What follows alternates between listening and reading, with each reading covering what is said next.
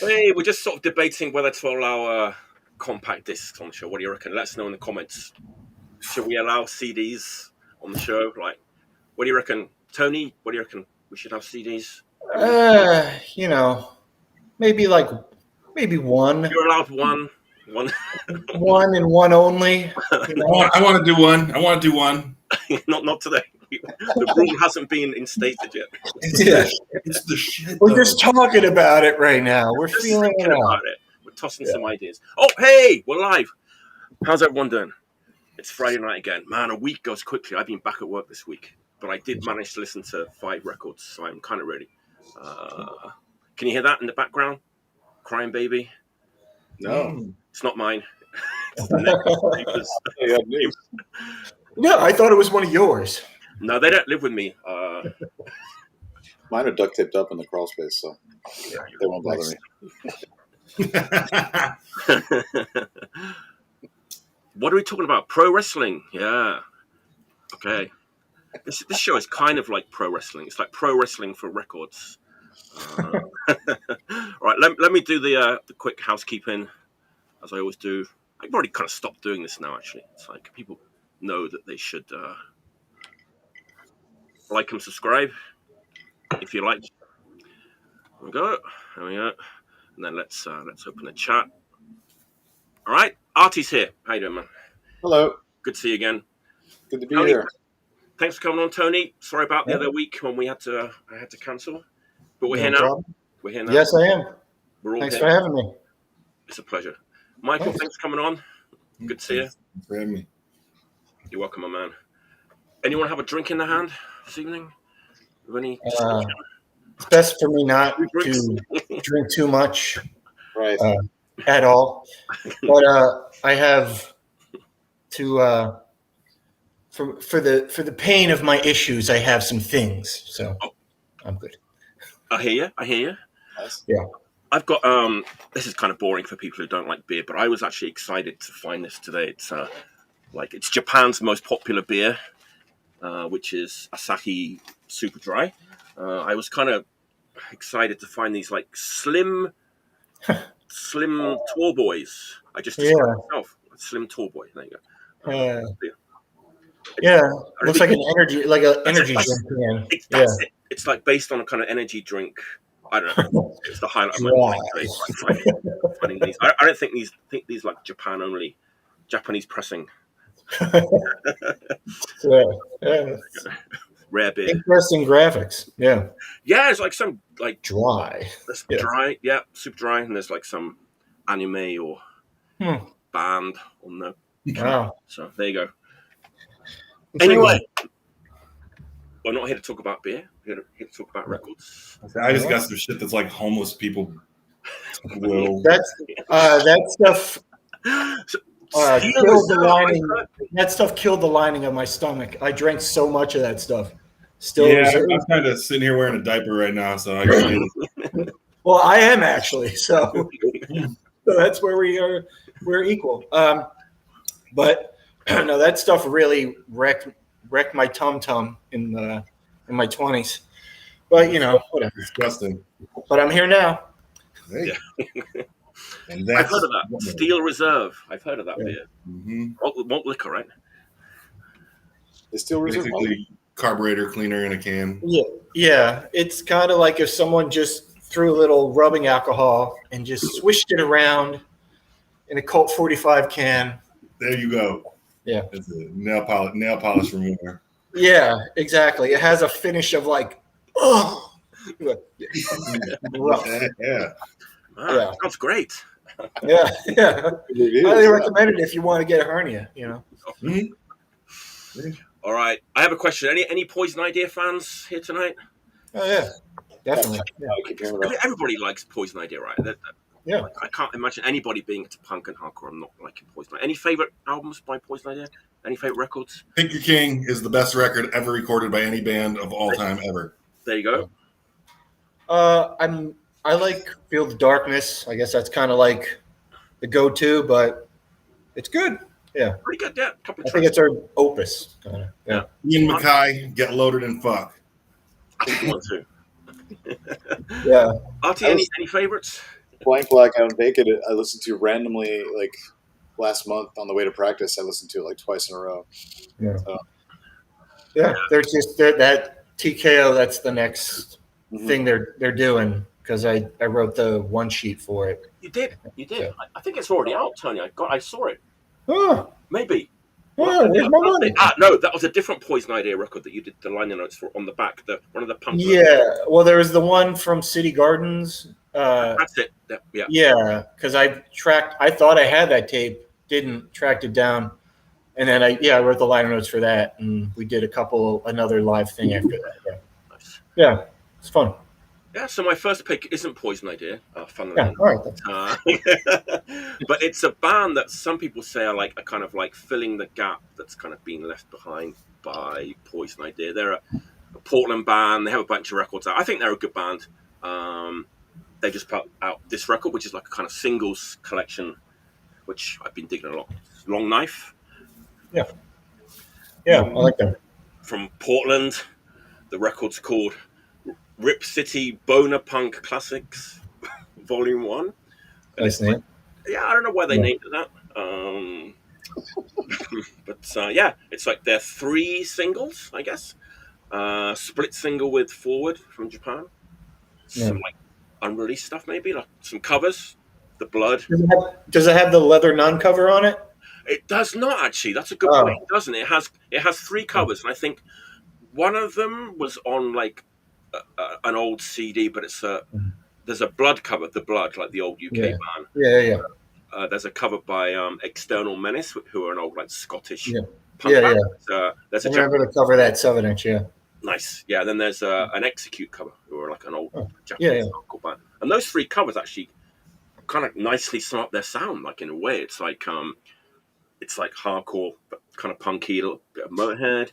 And really, people always say Poison Idea, but really, it's really only Colin Jarrett's vocals that make it sound like Poison Idea, because he does sound exactly. He sounds a lot like like Jerry A. Yeah, well, nothing. It's not a bad thing to mimic. Or whatever. To be blessed with a voice of Jerry A is not a bad thing to be blessed with, right? But, but as an elderly gent who doesn't like to get up every 90 seconds, to flip a record, I always appreciate the singles. The singles collection. Yeah, I'm all about the singles. Yeah, it's kind of a lost art in a way. Yeah. If you're a good band and you have more than 3 singles, give us the singles. Yeah. Help us out a bit, in our old age. Yeah, exactly. Good band. They came to Japan. I didn't see them. Apparently, the aforementioned Colin Jarrell was so drunk in Osaka that he couldn't sing. They're kind of that kind of band, I think. Yeah. What a wasted opportunity. All the way to Japan. Well, they did other shows in Japan, so they can fuck up one, I guess. Yes. It's kind of like the CD rule. Once. One CD, one fuck up. Gotcha. I like this band. I think it's good hardcore. Good old fashioned Mean Tales hardcore. Yeah, but I thought it was going to be on there. I heard a cover of them doing that song "No Rule" by Leather Nun. That was really good. So I thought maybe it would be on there. But.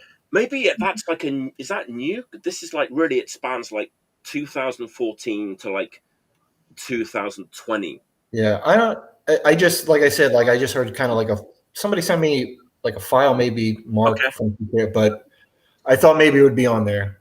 But whatever. Yeah. Good stuff. Yeah. Good band. Good. This is what we're looking at. Yeah. Good looking guys. Yeah. Yeah. It's good when you're going for a look and it's not quite a look, It's not a good one. Going for not such a good look. But they do have good cover art on their singles. There you go. Yeah. They look very like a bad 80s movie kind of vibe. Especially this one. It's even Night of the Hunter, right? So. Yeah, definitely. It looks like a USA Network movie. would be on a Friday night. Yeah. It does. Yeah, that's my first pick. Great Cool. band. Check it I out. just saw that in the store, and I thought about getting it. I passed it by. I did pass it by as soon as it came out, but it was already like discounted at the local shop.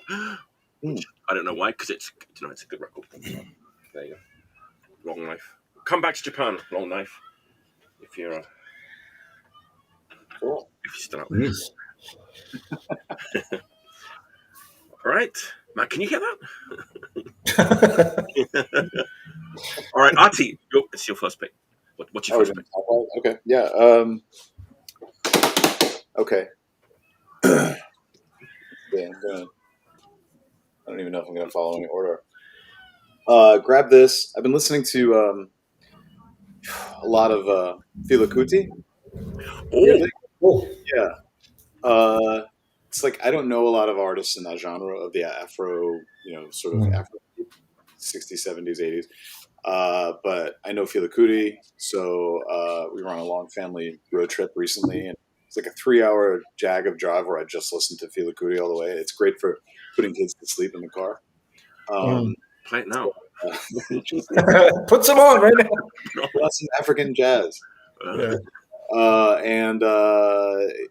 So I was in the store and I was like, let me flip through this section, and he's got like the dude has like I don't know. There's a lot of records, right? A lot of records. So I'm like, I already have like 10 records.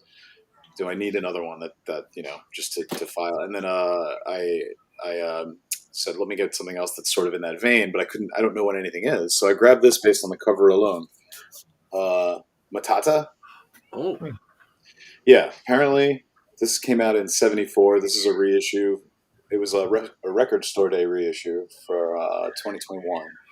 So I just like, these guys look like they're having a good time, and it's got like the OB and everything. Yeah. It sounds like I was just literally in the dark. I'm just like, I just want to grab something. It sounds a lot like James Brown, but like done in an Afrobeat style. Apparently, they would just worship James Brown when they were like writing these songs. And it's just like they even do the good God like parts in some of the track. You hear it, and it's great. It's just like all the way through. It's just a really upbeat, happy, great time. But this is their second record.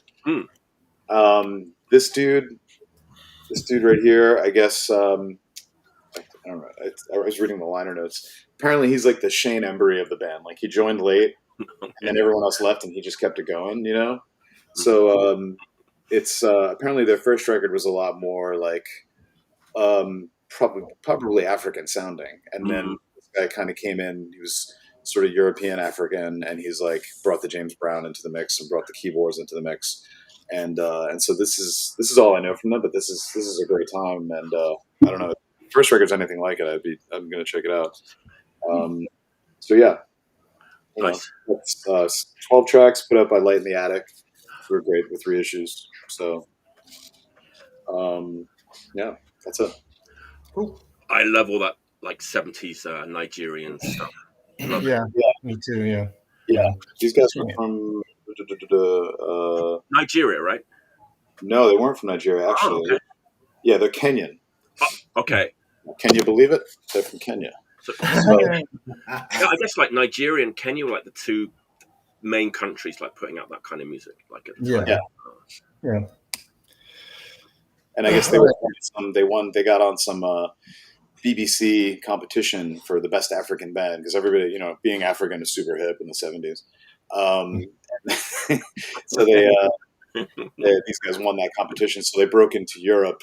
They had like a head start in Europe above a lot of other bands in the genre. So Nice. Yeah. That's great. I've not heard that one, but there's some like great like compilations on Analog Africa. It's another label that does amazing like compilations. I like anything on there. The Sail Sounds label. Yes. Any of that stuff is really good. I like a lot of that.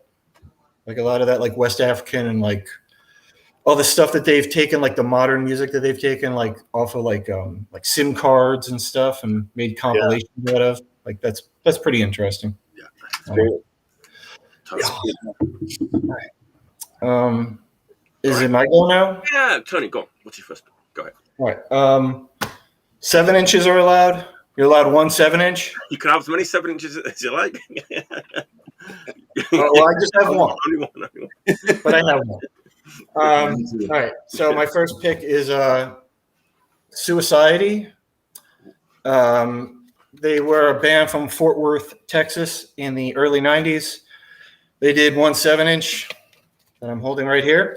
It came out on the Repercussion label from Northern California. It was like the guys who were in that band Indian Summer ran it. But this is like more like heavy, like definitely like Neurosis influence, maybe even kind of Rorschach, but no fast parts like that, but just kind of heavy pummeling stuff. And they just did this 1 7-inch, and I had a copy of it, and as time goes on, you lose things, and somehow I thought about it in the past couple of years, started listening to it again on like YouTube, and I got in touch with one of the guys from Suiciety to get some pictures for like a project I was doing, and we were talking. He's like, "Oh, I was asking about the band if they recorded anything besides 7-inch." And then he asked, like, "Do you have a copy of the record?" I was like, "I did. I don't anymore." And he's like, "Oh, I just found them in a box of them. And I made new covers." And he's like, "I'll send you one if you give me your address." And I was like, "Okay, great. Like, I don't know you. Wow, you're actually a nice person. Amazing." But yeah, they only recorded this 1 7-inch. And he said that they recorded other stuff. He doesn't know where it is. And it's probably not that good anyway. And, whatever. But yeah, I think they're kind of like a unsung band. Like every 90s band is getting like a victory lap right now, like Suiciety. Deserve one. So that's my first pick. Nice. That's a new one. Thanks. Me. Oh. Who put that up? Repercussion. Oh, you said so. Yeah. Yeah. Okay. Nice. All right. Speaking of 7 inches, I've got another one. This right here was put out within the last year on Feral Kid Records, and it is Silicon Heartbeat 2889. Oh. Silicon Heartbeat, local to Kalamazoo, Michigan. Good friends of mine. They've got the weird Eric Nervous, Goner Records, the Spits, like Devo on crack. Like they are that synth punk band that everybody needs in their life. They're unfortunately kind of dissolved earlier this year, and they sort of split off into a band with people who are familiar with like Goner Records know Ben Lyon. There's a band called Spatter Pattern that came off of them, which will never be as good as this. Nothing out of Kalamazoo will ever be as good as the Silicon Heartbeat. They are literally like, and I'm not saying this because I'm their friend. I'm not saying this because like I've known the fuckers since my whole life. They are the ones who can take a Kraftwerk song and cover it into a punk rock set and have people pushing each other over to get up to try to sing along with it. It's a great 7-inch. You get 5 songs. That's like half a damn LP on a 7-inch record. 5 songs. Great artwork, great inserts. Lots of cool stuff included with it. Ads for upcoming records on stuff. The stuff that, like, when you dig around in a record that's like 35 or 40 years old and you find this stuff and you're like, holy shit. Yeah. We'll do that for our grandkids, right? Yeah. And just cool stuff, like cool, neat, horror-inspired stuff. Their lyrics are just unhinged as shit, right? Song titles. So we're going to go Radic, like from the movie, Subhuman Creep, Slugs, 555, and then a cover of the model. The model. That's oh, nice. And I mean, if somebody's gonna pull off a Kraftwerk cover in like a punk set, synth punk set, whatever, they're not gonna do it. Like they're gonna make it's either gonna be some parody or it's going to be some like retarded, like fast, like thrash version of it. Like everybody wants to say, okay, we're going to cover this classic song and we're going to play it at like 900 miles an hour and just like shit on it. Lose it. They give absolute respect to the song. It's a good song. It's the original version of it is a fantastic tune. Yeah. If you're into that style of music, that weird ass, not very good style of music, and they possibly put out with 2889 the definitive version of the model. Like Kraftwerk can, whatever 16th generation cover band is touring as Kraftwerk these days, they can retire. These guys fixed it. That's my first pick. Second 7-inch of the night, 2889, Silicon Heartbeat, Feral Kid Records, Feral Kid number 66. Nice. That's my first pick. That's I've not heard that, but it's a good looking record, I have to say. Oh, it's gorgeous. I mean, and like they're great friends of mine, right? So I've known certain members of this band for my whole life, like legitimately. And this is like the record that I see my friend participate in creating, where I say, holy shit, I'm proud of you, and I am so fucking jealous of you right now that I could strangle you to death. So this is the whole package. If I could marry a record, I would marry this one. That's a strong word. Hey, buy America. Just wanted to mention that I kind of like the big black cover of the model from back in the day as well. I guess that's a quality cover, right? This makes, I mean, and to say something bad about Big Black, right? Like you can't really say anything bad about Big Black. Big Black's, you listen to this one and you'll say Big Black fucking sucks at trying to cover songs. So yeah. And I will stand by those words when people are knocking on my door in a couple hours wanting to fight me. I'll be in the house pumping my shotgun and ready to fight them. Those Kraftwerk swatter fans, you got to watch out for them. They are legit. Between the Kraftwerk nuts and the Big Black nuts, like you are getting it. You're jeopardizing yourself. Yeah, you're. It's only round one as well. Yeah. Media won't talk about this. Talking about good-looking records, of which we just saw an example. I've got an example of a record which is most certainly not a good-looking record. So I'm going to just like hold it up. I'm freezing a little bit here. I'm going to like hold it up. That's wild. That's a good freeze though. Yeah. Good pose. It's like it's the whatever when they splice together all the Homer Simpson stuff like. That's going to be the screenshot for this episode. Yeah. Let's have a look at a record.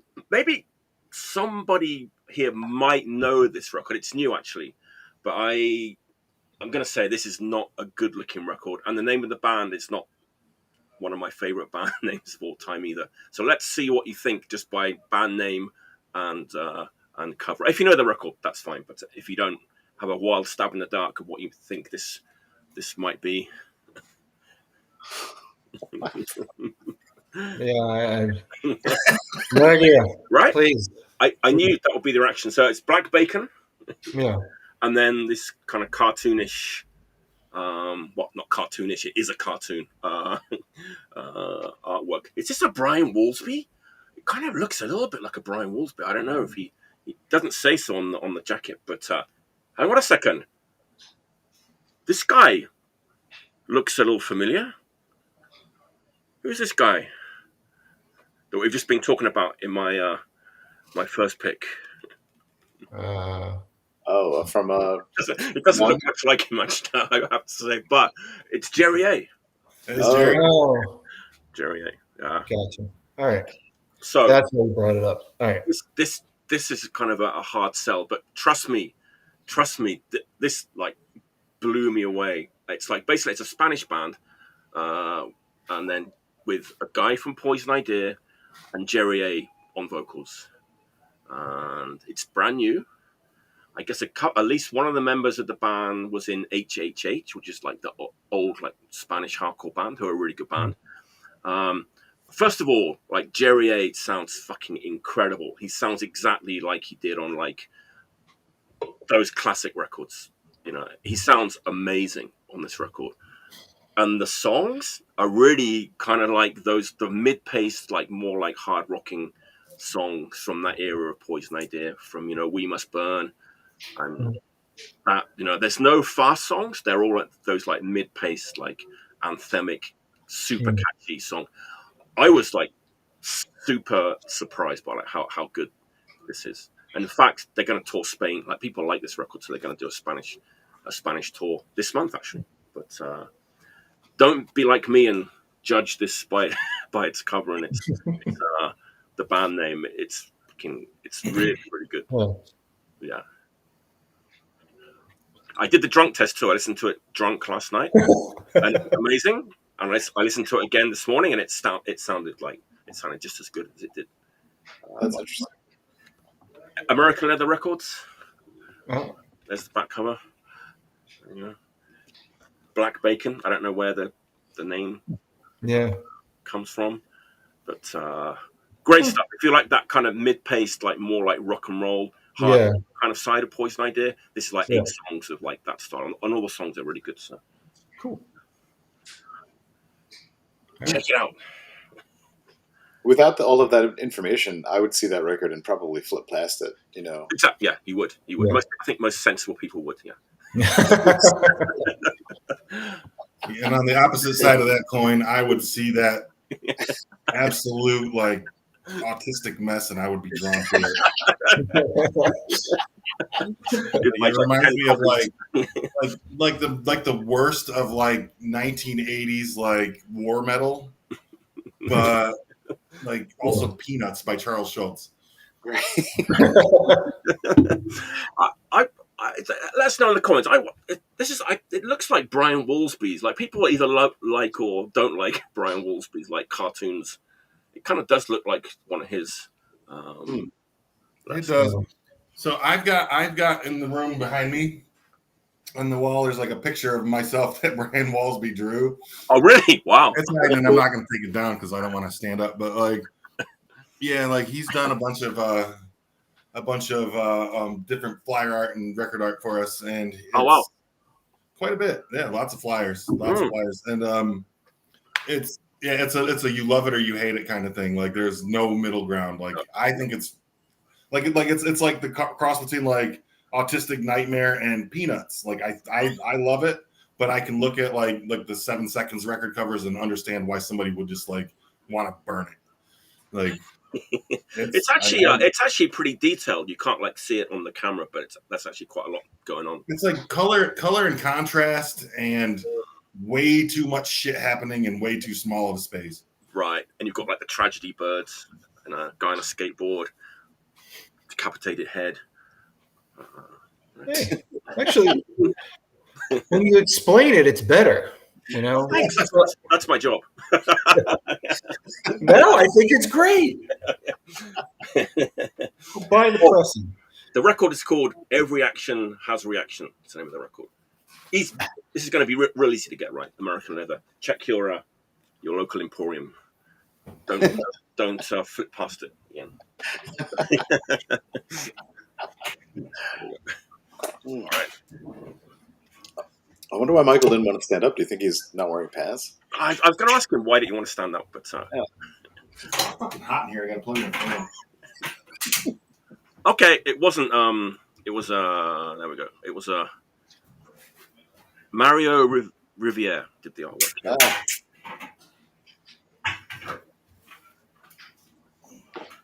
All right. Artie. This was turned 50 about a month ago, and this was a birthday gift. Oh, thank you. This is it's not even a record so much as it's a story of a man, if not all men, thrust into extreme circumstances that he didn't want or didn't ask for, and now he's got to reclaim his soul from the modern world. It's the classic myth of the RoboCop.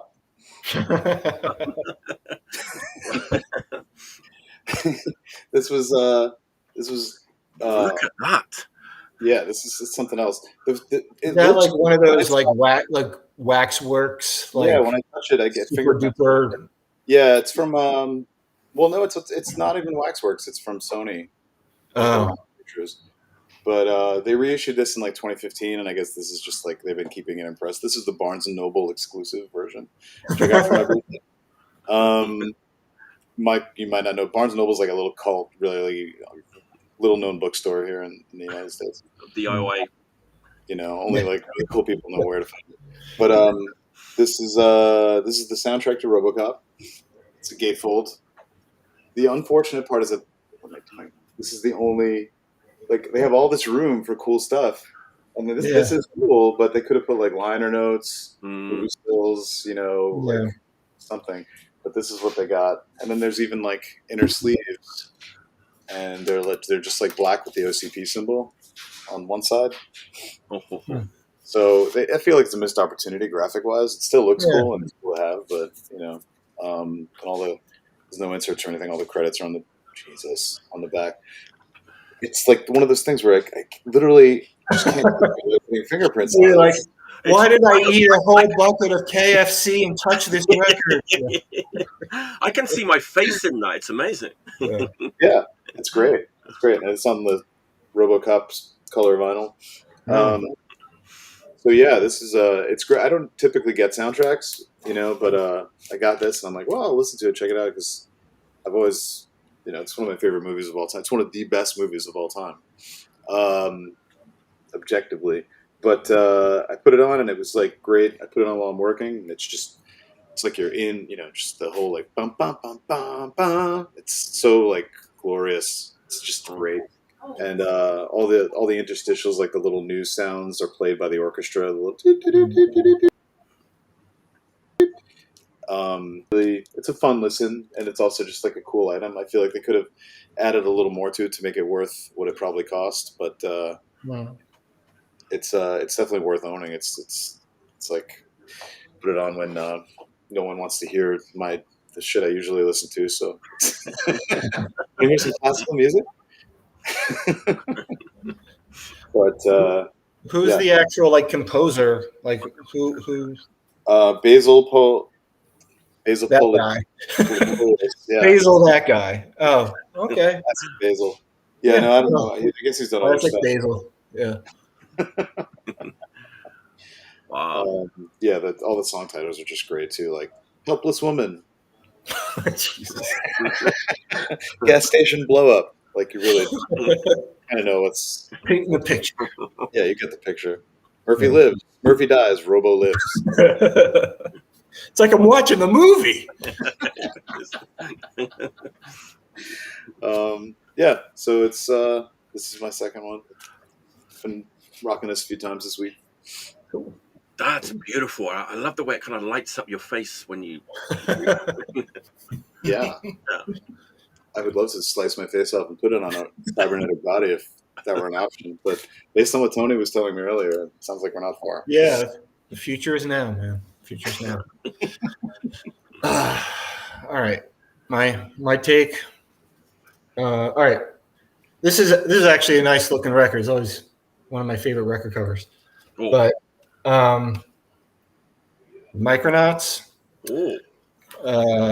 Smash. It's a second 12-inch EP. They were from Kansas in the early '80s. They were part of, I guess, they were on the label Fresh Sounds. Just, you know, that band The Embarrassment were on there, and kind of like, you know, an indie label that wasn't in Chicago or something like that. But last month I got COVID, and I was laid up, so I watched like all the you know, like all the music documentaries, and someone's like, "Hey, did you watch that documentary?" And I would go, "No, shut up."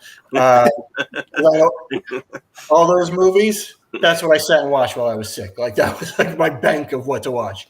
And I watched there's somebody made a documentary about that band, The Embarrassment, and it was really good. And it just kind of like made me remember, like, oh, like all the other bands that were kind of part of that scene.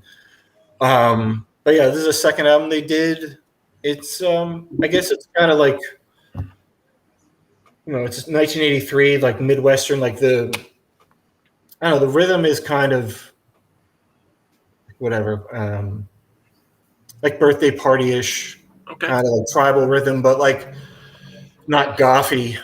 And it does have kind of like that Midwestern kind of proto-indie guitar sound. They actually did like 4 albums, and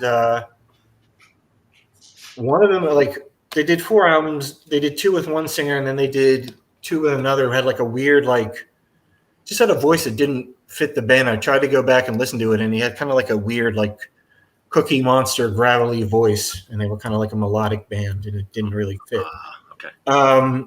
But also the other thing about this record is, I had an older brother who was 10 or 12 years older than me and like collected records and still lived at home, and he had this record, and it was the first time it has a cover of I Got It Right by Iggy and the Stooges, and I think this is funny because I want to say it's the first cover of it I ever heard. I think I heard it before I heard the original, but I remember in that period of time, like, it was like off to the races with covering that song. Like, everybody fucking covered it. Like Murphy's, like, GBH covered it, right? Like, yeah, everybody did. But this is the first time I can remember hearing a period. So I guess that's why I also kept this record. But they're definitely like an unsung band, and so is that kind of whole scene, because they kind of didn't go off to Chicago or even Cleveland or something like that. They stuck it out. Like in the documentary, there's a story of like how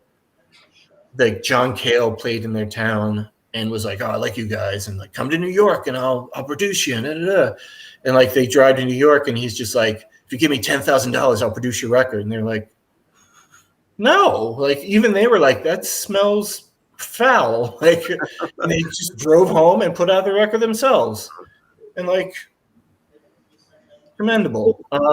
So yeah, Micronotz, smash. Good record. Awesome. Yeah, it's good looking. yeah, sporty.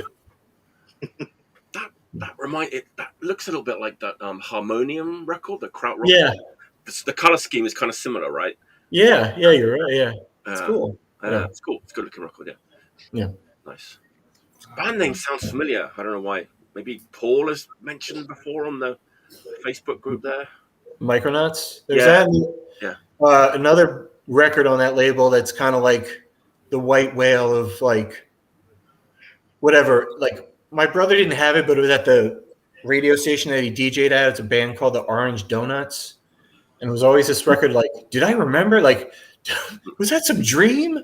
But it was on this label, Fresh Sounds. But it just, even today, like, it just goes for. I don't care that much. Like, I'm not paying that much for a record. So hey, whoever wants to be cool, reissue that record. Nice. That's it. All right, beautiful, man. This is great. A lot of stuff that's new to me. Michael, what's your next pick? Okay, so my next one was going to be my first one, but there's this weird Jerry A fucking worship going on tonight. It's over with now, but you can feel free. So. It's not over. Let it continue. Yeah, so this is the recent reissue. I think it's 2022 or early 2023 reissue on TKO Records of the American Leather. Darby Crash Rides Again, the expanded version with the demos and whatnot. I've got a buddy who's got a distro out of Denver, Truck Stop Toilet. Great name. Sent me the Poison. He knew I was a Poison Idea fan when he started distributing for TKO, and he kicked me a bunch of Poison Idea records. Earlier down in the chat, you'll see Eric said Mike gifted me one of those Poison Idea records. There we go. Let's bring it up. There we go. Yeah, so Eric, he's the guitar player in the band that I'm in, the Elder Gods. There you go. And so like it was, we kicked him down a nice copy of, as I mentioned earlier, Get Loaded and Fuck. It was a housewarming gift for him and his wife when they bought their house. So yeah, I mean, there's not a lot that needs to be said, right? It's Poison Idea. If you're gonna quantify like punk rock in the United States or hardcore punk in general into 2 bands, who are you going to have? Black Flag and Poison Idea, right? If like you're going to have to narrow it that far down. and then if you're gonna have to fight over who's the better band, and I'll die on this hill, especially since they chose to co-op like so much germs imagery and stuff like that. Like, I mean, that takes some balls. This is just a good record. It's always been a good record. The expanded package, the reissue, comes with the really cool insert with lyrics and some different like flyers, pictures from back in the day when they were still doing their thing. And this is the best part is like, look how gorgeous that is. Like the Beautiful. Cool, crystal clear, transparent water blue. Like for the blue circle, like, I mean, it's just, there you go. Yeah. it's just, I mean, as perfect as you can get. So yeah, and it's just wild because this was going to be my first pick, and I was going to actually, I've had to completely shuffle my things because Poison Idea, like, I mean, if you're a fan of Long Knives, you should check out Poison Idea because these dudes will blow your fucking mind. You know what? Like, there's not much else I can say about it. Like, you look at the picture of Pig Champion, right? When he was a young man, like he's like 20 years old, 19 years old. He's got like 300 more pounds to gain.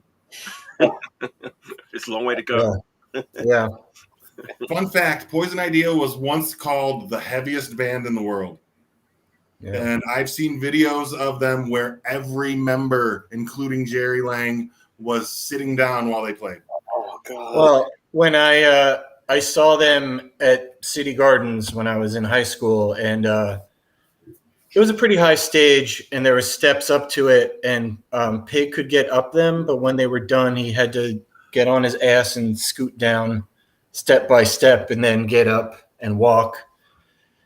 And I was like, dedication, man. That's it. I mean, I'm a big boy. Like I'm 6'7" and 300 pounds myself. So like I get the whole, you know, sometimes it's easier to go one direction than the other. Yeah. That dude put his ass and elbows into it, and will forever and always be one of my favorite guitarists. Not for how he played, but for how he ate. And that's in itself is a fucking goddamn fucking triumph of rock and roll. And that's my second choice. Darby Crash Rides Again, reissue on TKO Records from American Leather Records.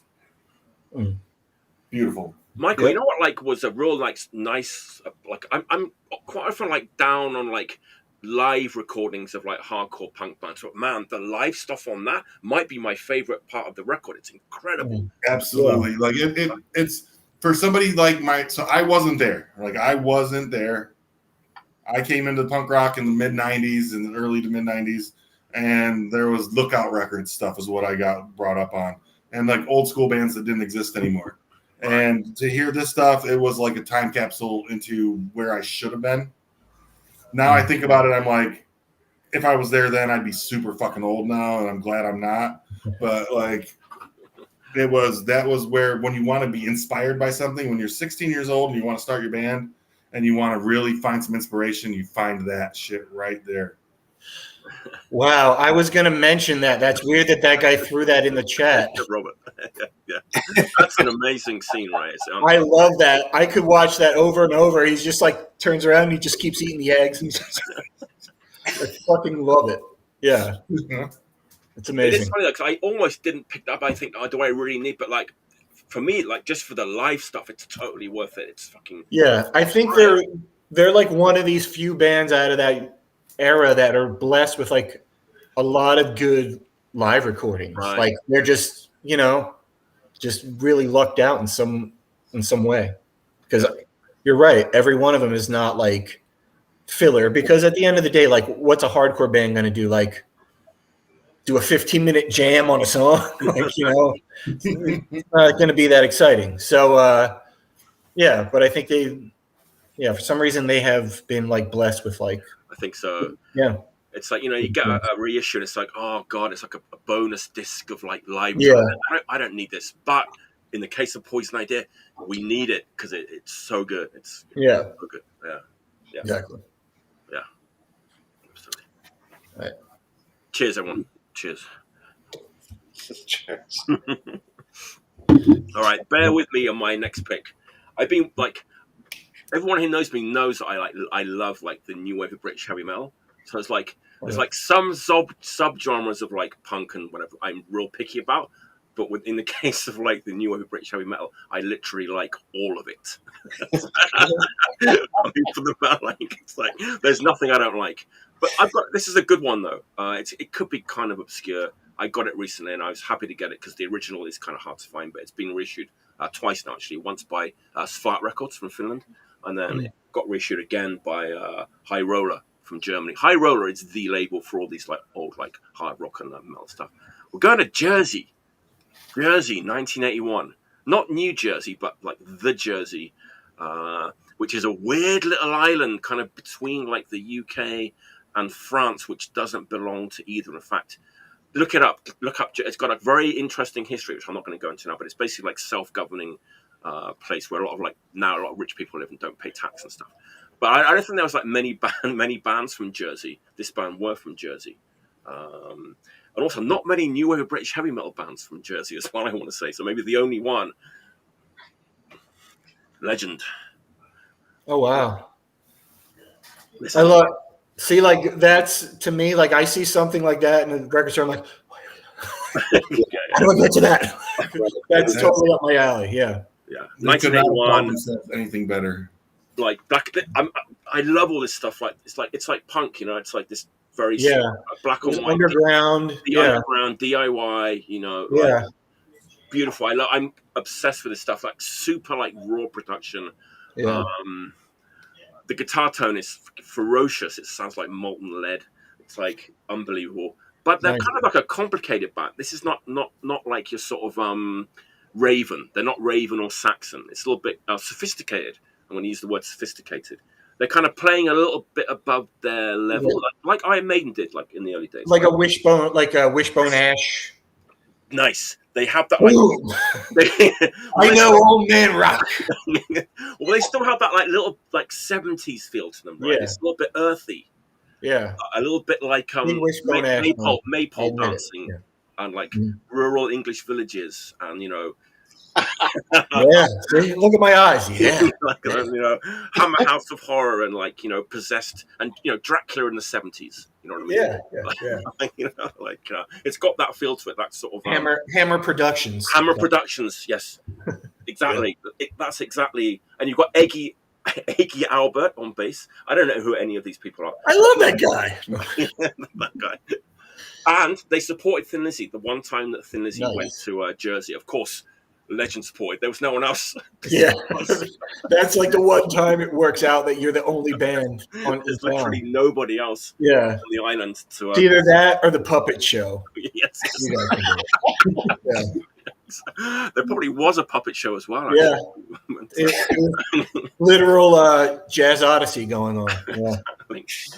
Yeah, you know, if you like things like Angel Witch and Witchfinder Journal, that sort of like spooky.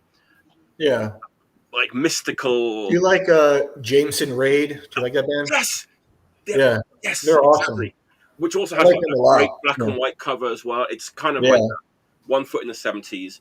This is a little bit more mystical. Like kind of like crude, like that could have been done on somebody's like cover of somebody's copybook in high school. They probably did. Let's write our band logo on the you know, on our like little our notebook. Yeah, carve it into the desk. Yeah, yes, like that's what it. They had denim jackets with it written on in like marker pens. Yeah, the battle vest. Yeah, battle vest. Nice. That looks awesome. I'd love to go back to Jersey, 1981, and go to a Legend gig. This is great stuff, man. If you love all that, you know, new wave British heavy metal stuff. Raw, but you know, a little bit like 70s as well. You know, it's great. It's not as good as the first Angel Witch album, but it's a little bit better than the first Witchfind album. There's a good reference. But they have another LP which looks like this. This is the second LP. That looks even better. I don't know. It kind of looks like a Yes record or something. Picture King. God. That cover is fucking awesome. Yeah, it's got like look at it. It's like bleeding headphones. Yeah, headless guys in suits. It's like it's a little bit. It's like sub hypnosis design. I was gonna say, it looks like it's like a hypnosis. Like this was like. Did you see the hypnosis documentary? Did you? I did. Watch I've that? seen it. Yeah. There's like the part like there's some artwork they did where like they were handing it to people and all the bands who rejected it were like written on and like written out. Like it was like, so far you've tried to sell this to Led Zeppelin, Wishbone Ash, like T-Rex, and blah, blah, blah. Like just people crossing it, nobody wanted it, and it became a cover of a Drag City. That label Drag City took it and made it a cover of a compilation. Yeah. But, nice. Yeah. Yes, it is. This is also a classic. I am doing because no one's ever going to show Legend again, so I thought I'd do them all. Yeah. Like this one is a classic. The first album is a classic. And if you're a fan of these two, I'm going to do a threefer. I just want to recommend this one as well. It's in the same ballpark. Gaskin, End of the World. It's another like classic. That's a hell of a video game. Yeah, that's like an Activision game. Yeah, that looks like one step over up Pitfall. Yeah, a lot going on in UK 1981. I tell you, a lot of interesting stuff. Wait, is that a gate? It's a gatefold. A gatefold. It's nice. It's not that great. We've got Paul Gaskin there on his double-necked guitar. Like, oh my God. Nice. Rondelay. It's in that same ballpark, like mystical, like new wave British heavy. There you go. That's my 3 picks. Now I'm writing down Gaskin. All right. Tomorrow, like, what the fuck, Gaskin? Gaskin. Yeah. Great stuff. Cool. All right. Artie White. That's your next. I had a hard time picking. I've been getting Reptilian. I basically buy almost everything Reptilian Records puts out. So I waited a bit. Instead of paying shipping on everyone, I waited until a few releases built up, but he's been cranking out a lot. You used to work at Reptilian Records, Artie. Yeah. Back in the day, back in 2000 and it was 2000. 2000. Wow. Yeah. It's literally half a lifetime ago. Right. But but he's back and putting out records, and I got a big box from him of all his recent stuff, and this one is one of them. The Stabbing Jabs. Stabbing Jabs. Rules. I'm going to take you way back to 2024 when this came out.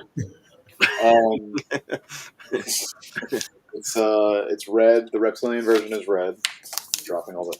Gives me like 10,000 stickers with every record, so I'm like they're falling all over my lap. Fucking Christ. Totally drunk now. So yeah, this is dudes from Chrome Cranks. So old Ohio punk rockers that survived living in Cincinnati and in the 80s and 70s. And so it's two dudes from Chrome Cranks. It's one of the dudes who played in the Murder Junkies, G.G. Allen's Murder Junkies, not the current Murder Junkies, and somebody else from like I don't know some other fucking band who fucking knows. But it sounds like Chrome Cranks, but like more accessible, but also angrier. If that makes any sense. Like it's not as like horrifying as Chrome Cranks from start to finish. It's got like some riffs and some like it rocks, but it's also so it's kind of like. They sound angrier though. They sound like more vicious. Mike, you're frozen again. That was not a good freeze. I did. I'm sorry. I don't know why. I apologize. Carry on. Don't mind me. Compared to your last freeze was A+. This one was like. Okay, I'm sorry. I'll up my freeze game. So it sounds like if you like easy action, it sounds like the second Dead Boys record a little bit. And there's 2 covers on here of Ohio bands that I don't even know what. I've never heard of them before I bought this record, but I guess Dennis the Menace was one, and then I don't know what the other one was. But anyway, so I guess they got together to do some sort of tribute show as the backstory, and then they were like, "Oh, this is fun. Let's keep making music." So it's new material from older men. But it's really good if you're into like fucking. Just like that sort of raging rock and roll, like easy action, and I've got that kind of like hankering for like a Dead Boys record, but on more drugs. This is probably the record. Stabbing Jabs. Does it have a name? I can't even remember. No, it's just called the Stabbing Jabs. There you go. Yeah. So Pretty cool. Michael, did I hear you say that you were a big fan of that band? Love the name. Love the name. There you go. Oh, Stabbing jabs, jabbing stabs, the stabby jabbers. I mean, you got jabs and you got murder junkies. You got the whole package right there. yeah. I mean, if I if we're doing the flip test, I would stop and look because it's like just the name of the band really bold on the cover, and then the song titles, if I flip it over, is like Radiation Love, Bone and Breast, You're a Drag. You know, kind of like Stooges type. Punk rock song titles. Yeah, exactly. So I would grab it. Oh yeah. Of all the he's putting out a lot of stuff. Reptilian Records is cool. cranking out a lot of stuff, and this is one of the standouts, I think. But you know, any label's going to have its misses, but I feel like he's got a lot more hits than misses lately. That's good. All right. I think this is where it's all gonna go left, but we'll see.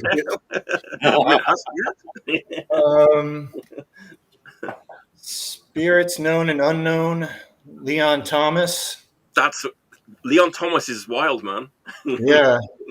I guess he is most well known for singing on a Pharoah Sanders record, Karma. And I guess, for that time, that record did relatively well for like a weird jazz record. So I guess someone was like, hey, who's the guy who's doing all the yodeling on that song? And let's sign him up. And that guy was Leon Thomas.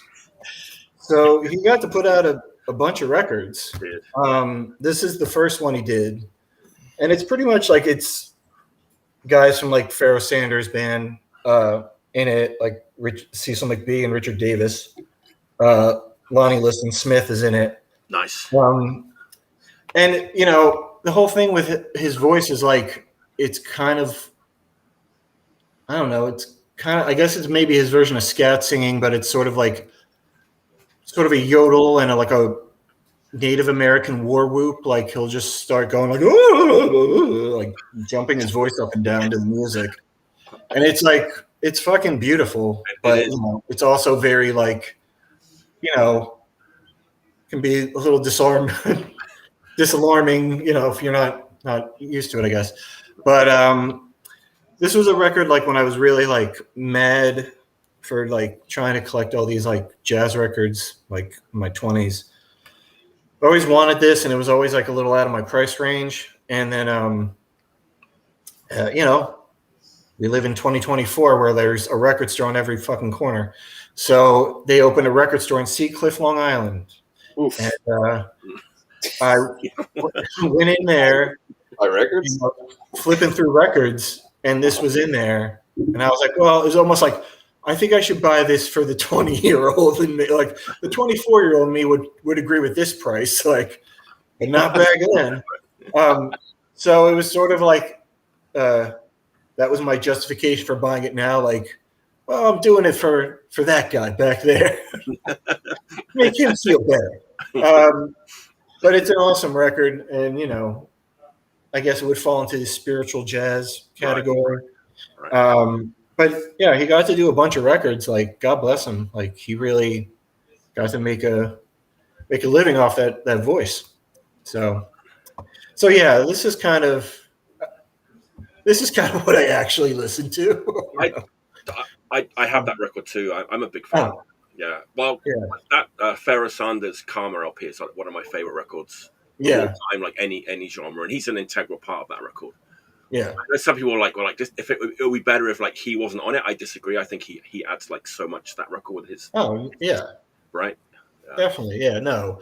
And that was a thing. It was always the little things like when my brother stuff started to play me things like that. It was always like the weird little like Linda Chirac, like just like her, just kind of like doing that kind of what Leon Thomas does. Like those weird little things that they would throw in. I was always like, what's that? Like it's the spice on there, Yeah. Yeah. So I bought that a couple weeks ago, so I've been listening to it. So it's a great record. Absolutely. Nice. Is that Impulse or like Flying Dutchman? I forget. This? Yeah. It's all Flying Dutchman. Flying Dutchman, right? Yeah. Yeah. Which put out a lot of good stuff too. That's a great pick. I'm a big fan. And when you say yodeling, it kind of puts people off, right? But check it out. It's amazing. It's like once you kind of get used to it a little bit, it's so beautiful. Yeah. I don't think, and it's not abrasive. It's not like like Yoko Ono is only for certain people in the same way like Diamante Gallas or something. Boyd is only for certain people, or or like actual like Swiss yodeling. Yeah, it's not off-putting. It's not aggressive. So yeah, no, it's beautiful. Yeah, it's not enough Swiss yodeling in punk rock. I don't think that I bet there's something. There's like one. I'd like to see a pair of bondage lederhosen. Why not Swiss yodeling? The one that always comes to mind is the Focus song, right? The Focus song. Yeah. Hocus Pocus. Hocus Pocus. Yeah. The live version where like that's like wasted. They only had a short time slot, so they sped it up like 4 times the speed and like got it all done in like 5 minutes. Yeah, I only my introduction to that was it was always used to be the bed music on the Howard Stern show when I was in high school. So, FYI, there you go. I love that song. I love Focus anyway. But I learned Focus from actually the Vandals on their second album. Did a cover of Hocus Pocus. Really? Yeah, back I think 1984 or 86. Like it was a terrible cover, but like I learned the song. I was like, whoa, and it's like, what the fuck is this? And my fucking dad, I was a little kid. Like, I'm like 13, 14 years old listening to this shit. My dad's like, what the fuck are you listening to this bubblegum shit for? And like, there we go. Wow.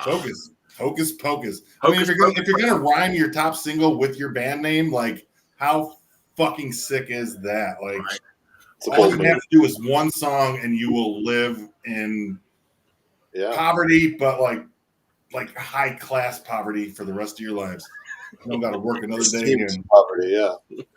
Hocus Pocus by Focus. Yeah, amazing. All right, Michael, what's your next pick? All right, I'm going to show you the vinyl first. All right. He's talking about crazy jazz. Look at this. Beautiful. Can't see it. So this particular record was part of a record radio station dump from our local radio college station here in Kalamazoo, WIDR. They dumped a bunch of records off at the Salvation Army, and my beautiful girlfriend Emily was able to save them from the dumpster. The album here, I would call it the best blues album of the last half of the 20th century, and it is Ultra Mega OK by Soundgarden. Wow.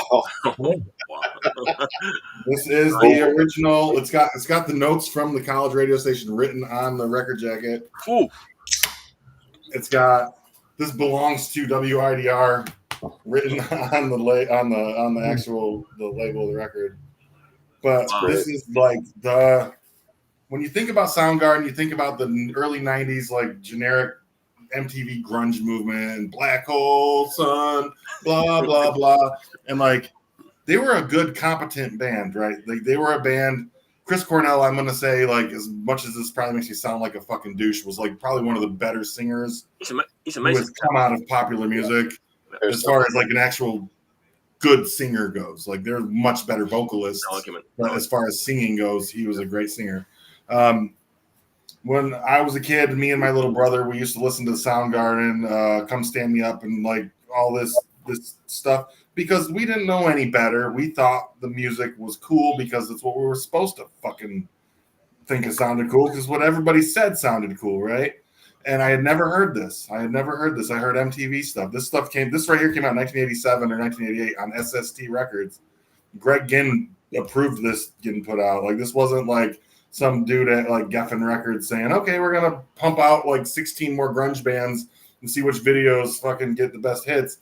This was just a record that was like earnestly put out because somebody supported it. I never heard this. Like I'm 40 or 50 years old, and I didn't hear this record until I was in my late 30s. I didn't know. 40 or 50. And like I didn't hear this record until I was well into my adult years, and it doesn't sound like Soundgarden to me. Like I mean, obviously the elements are there. You can hear the tone. You can hear all the aspects of it that make it a Soundgarden record, but it's raw and it's blues. It is not a metal record. It is not a grunge record. It is a blues record, and as such, like, if you haven't listened to it, ultra mega okay. Whatever version you can get, there's remixes of it available. It's something that every single person needs to listen to at least once, whether you like it or not. The 2015 remix sounds better. This sounds horrible. This is an old record. This is an old radio station copy. They drilled out the center hole, so I've actually got to put an adapter in the center hole to play it, like a pen cap. If you talk to Paul Bear, Justin Dratson, Paul Bear, he'll tell you all about how they did their records back then.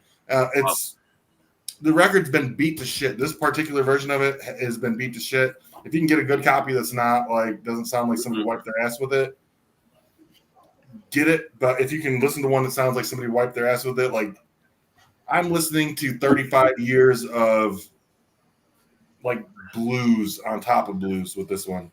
And I will say Ultra Mega Okay by Soundgarden, SST Records, 1988. Fantastic record. People who haven't heard it need to listen to it. If you don't like it, fuck you. Well, the only Soundgarden record I've ever listened to all the way through is the Screaming Life. Is that what it's called? EP? That's a little bit before, right? Yeah. That's before. That's on Sub Pop. That's like a 12-inch single. That's Right. after this one? That's after That's the before that one.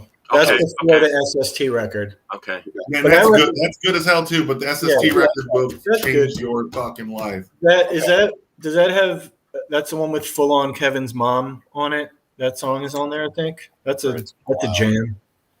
I think that's on there. But I like that record, and then Black Hole Sun and all that stuff, and I just kind of forgot about them. It turned into MTV pop, and it was like, It wasn't bad. It was just oversaturation of similarness. I mean, I saw it was Soundgarden and Voivod, and that was like pretty awesome. But it was like Soundgarden in that era, like it was like 1990.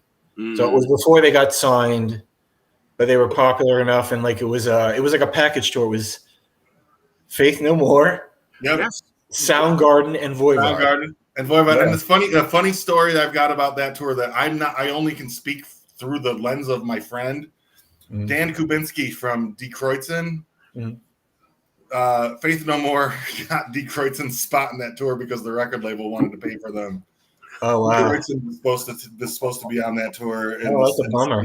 Faith No More. Jesus, that's crazy. I think he's still not happy about that. Yeah, I would be too. I mean, you almost got like a 3-course dinner right there, right? Like you got Voivod, Soundgarden, then you got Faith No More. But I gotta say, I liked Faith No More that night. I liked everybody that night. Like they're not bad, but like there's good, but there's better. But it went. I mean, for the night, it was like Faith No More opened, and then it was like, and then Soundgarden played. Like, it was like it just went up and up, like, and then Voivod headlined. So like, trajectory went up. But yeah, and both Voivod, Voivod were always good live. Yeah. And I'd never seen Voivod, and so there you go. Yeah. Like that's the damn band right there. Yeah. Voivod and Sleep. I saw them together too. That was pretty cool. That's kind of a legendary tour. That Voivod, Faith No More, like Soundgarden. Yeah. Wow, how did that happen? It did. Well, he just said they paid to be on the tour. I thought that. But yeah, it sucks because that makes me think of the last time I saw Die Kreutzen, and it was 1990, and they were playing below Jawbox maybe or something. And I love Jawbox, but yeah, it definitely was they seemed like they were running on fumes at that point. So I don't know. Where'd everybody go? Yeah, I don't know. There we go. I guess. I had Yeah, to pee, so So what's that? Genesis, and then there were 3. There you go. Whose turn was it? I don't remember. Yeah, I got to address something actually because Oh. it's come up again. I mentioned it before the show. You guys going to talk about that internal rock LP? It's like I actually did. I did. You got to go back into the archive and go through it. We did talk about it. It's a great record. Yeah, yeah, it is. Eternal Roy. It's always. It's just. It's. I don't know. It's always there. It's. If it's not there, it's not. It's not. It's not a show. If it's not. Hopefully, you're not like yeah. That's a photo of some like pornographic actress that I think it's just like a died horribly or something like. Yeah, you know what? I haven't looked at it. I think it's like an Australian actor, right? Well, We'll see. Let us know in the comments. Who's that? yeah. All right, I'm going to carry on. Let's carry on. Michael will come back on, I'm sure. I think it's a Wi-Fi issue. You mind if I get a little heavy with you? Get a bit heavy? Heavier than Legend? In order to do that, we're going to have to go back to 90s Germany to get heavier than Legend. Not just Germany, a certain city in Germany that had its own genre, apparently, that people like. I didn't like, actually, that much. Bremen. Oh. Bremen. Well, surprise. it's the name. It's the name of the city. I used to go to Bremen a lot, like in the early 90s, but I don't remember like seeing or hearing any of those bands when I went there. I guess I was hanging out with a different crowd. Let's just put it that way. I was kind of hanging out with guys with like mohawks and spiked hair. I think these guys are more like fresh-faced fellas with nice haircuts and shorts who are making this kind of music. But that kind of hardcore. That kind of hardcore. But there's always exceptions to every rule. And I think like I don't like a lot of this Bremen stuff like Acme and Morse and Carol. Okay. I mean, that's what we're talking, right? We're talking that kind of thing. You're talking like whatever Euro ebullition core. Kind of like that, yeah. But it's called Bremen core, apparently, according to the internet. Maybe a little bit. It's like metallic, like metal core. More metallic than ebullition. Yeah, all the ebullition stuff by comparison was a little thin. It's more metallic. Yeah. It's more like a precursor to like Converge and like other horrible stuff. So more like influenced by like Rorschach or something. Yes, exactly. I actually had that in my notes. Yeah. Rorschach. Yeah, like kind of very technical. Noisy, almost emo-ish kind of. But anyway, Bremen had tons of these bands. But I think, to me, this is like my favorite because it's a little different to the others. There's a little extra ingredient that kind of sets it apart. And this is members of Acme and Morse, and they had this band called Systral. I knew that's what it was going to be. Oh, really? Yeah. I had a good feeling. Yeah. Black Smoker by Systral. I love that record. I mean, it's so good. It's like okay, yeah, we got like a CDR of like Entombed Wolverine Blues, or, so let's try and sound like that, but still playing like their kind of Bremen metallic. I think like it was okay to call things a metalcore back then. It wasn't like it was starting to be accepted as a term versus it wasn't like it wasn't like it was different back then, right? So yeah. I mean. Hey, there we go. There he is. All right. Am I good? Vocal and whatnot? We're just talking about Bremen. Yes. Yeah, so this is like, I don't know, they injected some like what you might call like death and roll into like the Bremen sound. So it's kind of got this big groove to it. Sounds like hardcore, these Bremen guys like playing like death metal, but with this like big, I don't know, it's kind of unique record. I think it's great. It's super catchy, heavy as hell. Great stuff. I didn't realize that Acme and Morser members overlapped with that band too. That's what it kind of says on Discogs, but it might, I don't know, That'd be like one guy that was in both bands, Okay. maybe something like that. But apparently, like their earlier stuff is a little different. They didn't have like the Entombed influence. But for me, like this is where it's at. Yeah, I've definitely played that within the last year. That's a great one. I just like literally I bought it. It's the first time I've ever owned it. I remember like hearing it like back in the day and thinking, oh yeah, this is like a little bit more listenable than like the other like more like chaotic stuff from Bremen at the time. I was going to say, because I picked it up when I was there, and it was the cover's a lot darker for some reason. There's two like slightly different versions. There's the German pressing. This is the American one. Okay. Apparently it's like slightly different like color scheme. Yeah, this is like the American pressing on. I forget which is like Edison. Is that the American one? Oh, out of Pennsylvania. Yeah. Okay. Yeah, I mean, you know, if you don't really like that Bremen stuff, but you like kind of like Entombed, I mean, it's a kind of a no-brainer, really. Yeah. Like 1998. It's funny because Wolverine Blues came out in 1993, so they were a little slow to like pick up that sound. But you know, I think this record must have kind of shocked people when it came out. I think maybe I don't know. It's heavy, you know. Man, I did this without saying the word brutal. I think I deserve some kind of award for using There you go. I'm happy to own this. I'm not going to play it that often because it's a little bit too noisy for my general taste, but it's good. Definitely a good record. Yeah. That's cool. There you go. I guess I'm up.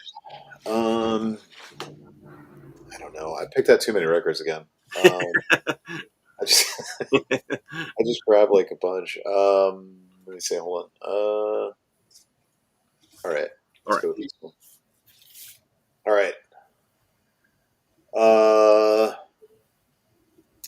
I can't think of anything to talk about. So this is the record. I can't think of a good like intro. No build up. No. Yeah, there's no build up. Yeah, like let me take you back to 1979/1980. This is another record I bought based on, which is it's starting to. I'm starting to realize why my bank account balance is always low. Is because I buy things based on just the cover and like a couple of words. That's all it takes for me to fork over $20 or $30. But this is I got this used actually. Came out not too long ago, like within the last 4 years or so. But this is a reissue of this band's unreleased EPs that they recorded in these years. So this is like literally the first time it's ever been available for sale. This band Grey Factor out of LA. They had 2 demos / EPs. I guess if it doesn't come out, it's not an EP. It's just a demo, right? And it's proto like electronic music. It's just like it's everything that Michael is gonna not like because it's just like bleeps and blips, with like that kind of sorrowful post-punk voice over it, but in LA. And they were like suburban LA people, so they were sort of outside the screamers and all that stuff that was going on in LA at the same time. And then they kind of injected themselves into the proper LA scene from the suburbs, and they were they played the it comes with a little zine, and it says they played like only like 20 shows live, and then we're gone. Wow. Side A is the first EP, and it's much more primitive, much more like minimal, and just kind of like in a electronic music before there were screens to look at the music, and you only had knobs and fucking rolling tape. And then the second side is there's like a woman in the band, so that she's doing backup vocals, and it's a little more sophisticated. It's got a little more nuance to it, but both are really good in that really like just kind of like I don't know how else to describe it or what other bands to compare it to, but it's just like that whole when punks were like throwing their instruments away and just picking up like keyboards and you know, samples and loops and stuff like that, and that's what it is, and it's really good. It's just like really every song on it is there's no misses on it. The first song on the side 2, No Emotion Needed, is like that was in my head all day, and I played it again this morning, and it was like it's just like it just sticks. Like this picture kind of says it all. So yeah, great Factor. And this was put out by Damaged Disco, which originally when I bought this used, didn't the zine was left out of it. So I wrote to the label, and the guy wrote me back, and it's somebody from the band. So it's like self-released, and it's not like a milky, gross, like puke colored vinyl, but whatever. That's cool.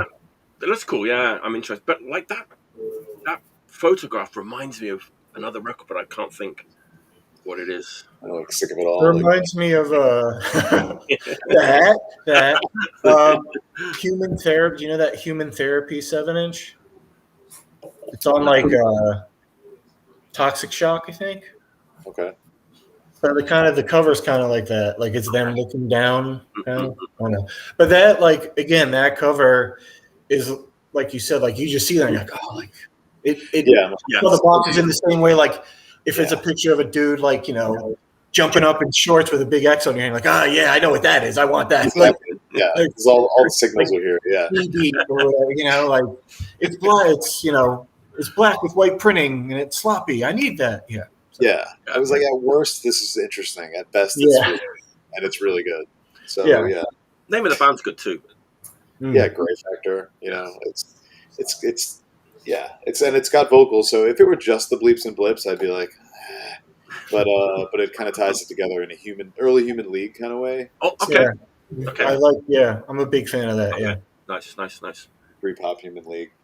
So yeah, good stuff. Cool. Killer. Nice.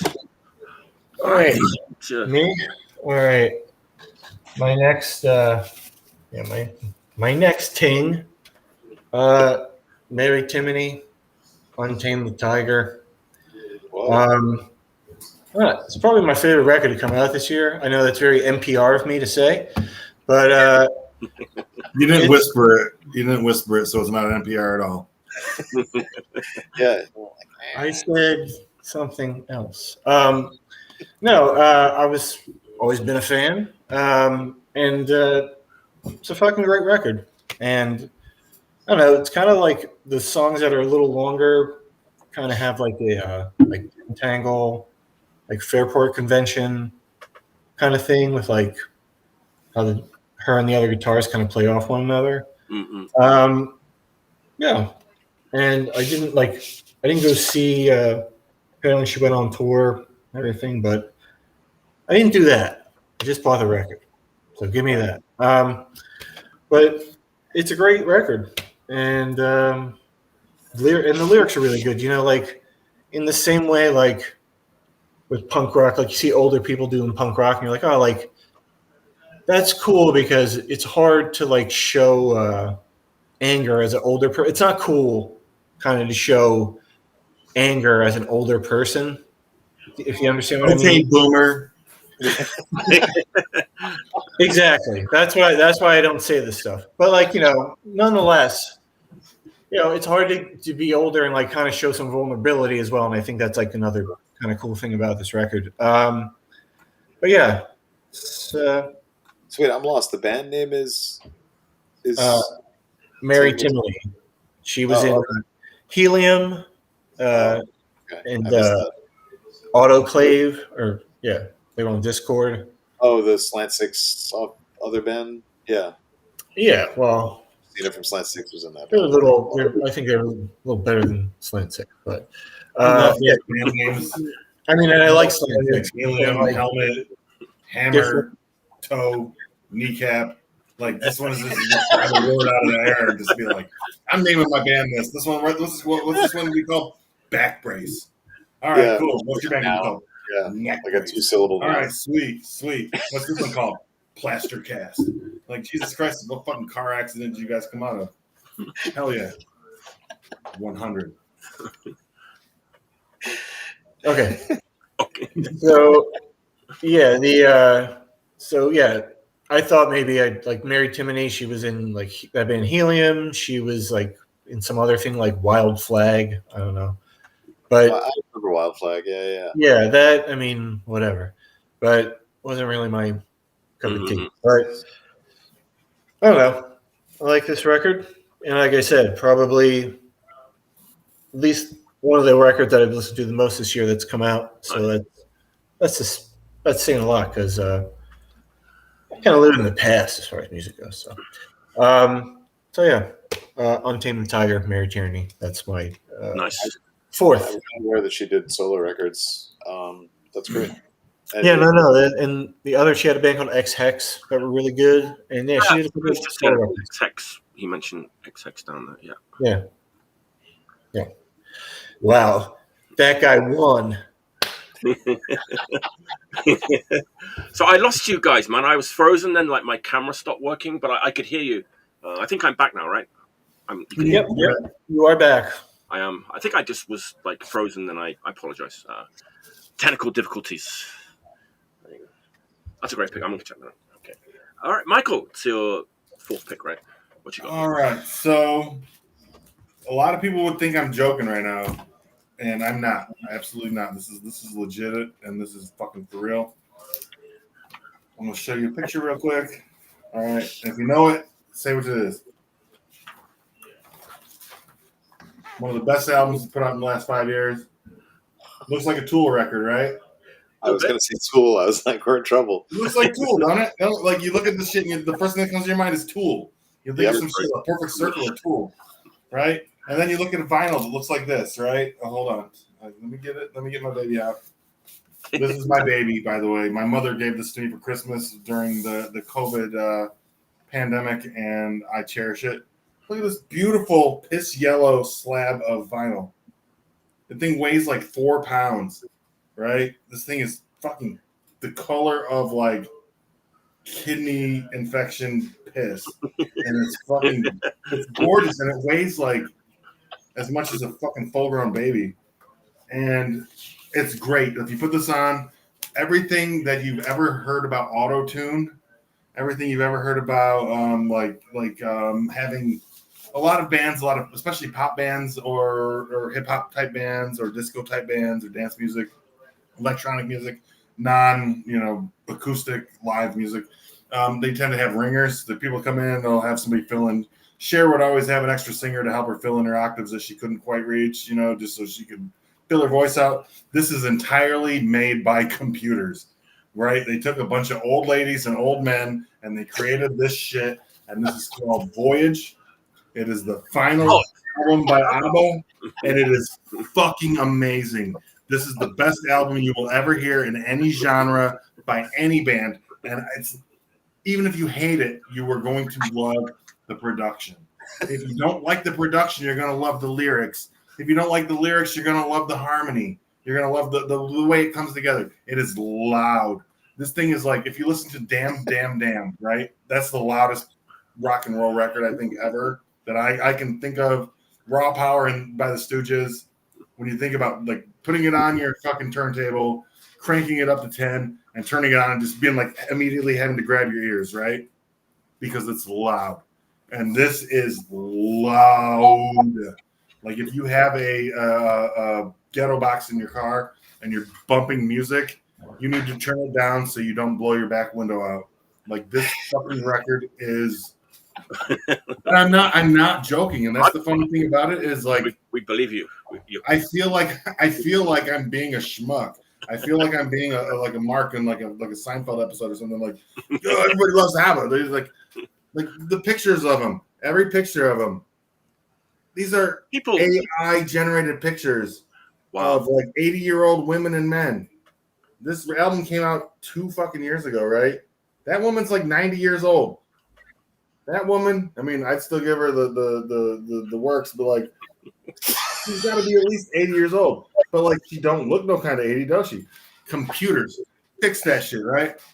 This record, if you don't own it, you need to.